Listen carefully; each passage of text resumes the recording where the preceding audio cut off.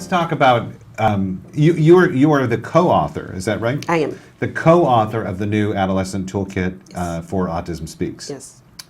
Very important. Very. Anyone who has a child on the spectrum knows that eventually they're going to go through adolescence and puberty. Oh yes. Oh yes. And I know from my own experience, it's been a terrifying prospect to look at my child or our children and think, Yes. oh wow. Yes. Yes. Eventually, that's going to happen. Yes. And you know, I know that you know, there's some incredible people out there working in this field, and this toolkit's incredible. We're going to talk about it right now. Thank you. You know, let's talk a little bit about it. So tell us a little bit about the toolkit and where people can get it. And it's one of the, I think, 40 odd toolkits you can download for free.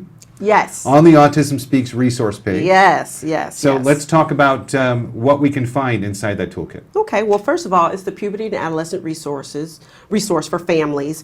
And what families can find in this toolkit, first of all, you can't miss it, because if you're watching this, then you'll see me and the 13-year-old Kameena that I know and love on the cover. She was not 13 at the time. When I started, she was 9. And what came about is I work with an amazing team of doctors and clinicians and professionals with the Autism Treatment Network that's through Autism Speaks.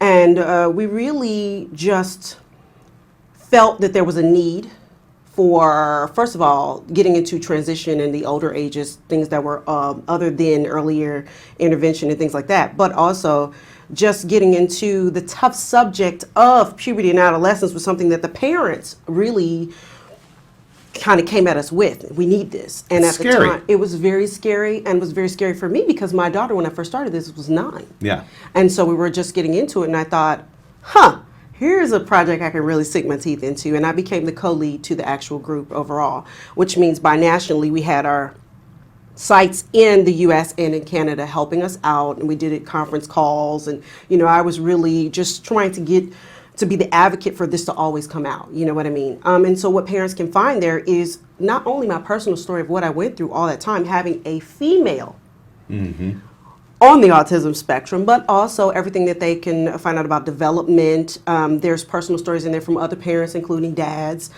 So it tells their story as well. There's obviously the science things, there's the tough things, and there's also scripts that you can use to speak to your child who may have a developmental disability, because Lord knows we all need it, right? It's typically developing kids too, right? They get in there.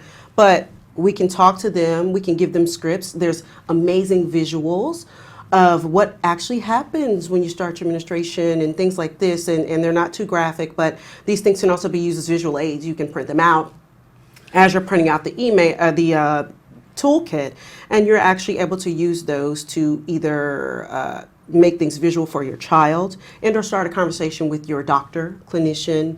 And so we made sure that we thought of, and it's also linked with our other resources, which is very important, because this toolkit not only gives a full collaboration of parents, providers, community, it also gives you links to other resources that you might be able to use from Autism Speaks. And so if you go right to the Autism Speaks website, you're able to look that up under the families, and family services will also have the information. It'll also be available on the Autism Treatment Network site. So any of those places, you will be able to find this and really use this tool. So, and what are we talking about here? We're talking about, when we talk about adolescence and puberty. Yeah. What I mean, the main thing I'm thinking of is the dealing with sexuality and the.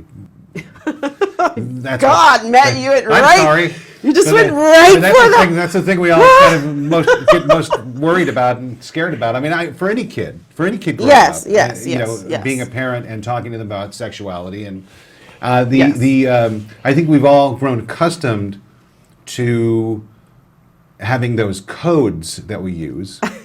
You know, which children with autism are not necessarily going to readily take. No. So let's not at all. I mean, let's talk about that. That's a very difficult situation because we've been so programmed, probably since the 50s and a little bit before that, to talk about sex or sexuality in a very coded way. Right. So. In the toolkit, do we break that down and kind of say so this is... in this toolkit, there are no codes. Okay, because And I'm sure the doctors and the professionals and clinicians would agree, we want to use the real terms with our children to make sure that they know what they're dealing with, what's in their bodies. And, you know, our kids are very literal thinkers of Right. being on the spectrum. They need to know what this thing, you know, is. What is that? You know what I mean? So there are no codes in this toolkit. And furthermore, not only is there no codes, we had to put a disclaimer at the beginning saying there are no codes. Right, so be careful when you open the pages here. So yeah, when you open the pages here, you're going to see what's real, and we didn't want to hide that because we really wanted to get our kids together, and it's about the preparation of it. Because you don't want to be walking into this thing. You want to have as much time to prepare as possible. It takes our children, and it may, depending on the case, it may take them a little bit longer to learn what you're talking about and to practice and